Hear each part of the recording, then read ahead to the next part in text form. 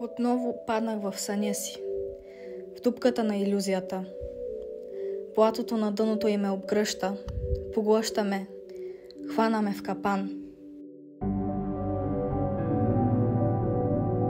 Няма смисъл от съпротивление. Ще се отдавя в собствената си мизерия.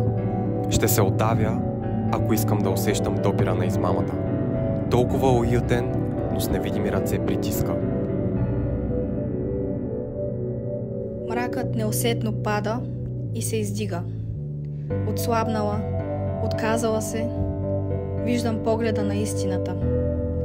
Шепотите реват отчаяно да бягам и ме дърпат, и все аз някак търся оправдание да потъвам.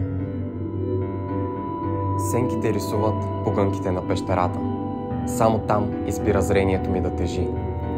Но светлината ми показва пътя към спасение. Защо все нещо в мен си затваря очите? Не вярва, не разчита на подадени ръце.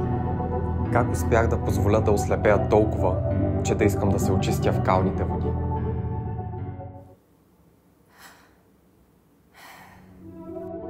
И ето, виждам, блатото не е дълбоко, но е гъсто. Това е навикът за самоунищожение. Не е лесно, но е възможно да излезеш. И ще излезна. И колкото и да падам, ще се катеря. И колкото и тъмнината да опитва да ме свлича, ще гледам само лъчите, без страх да ги докосна. Най-после силна да се изкача по помощта.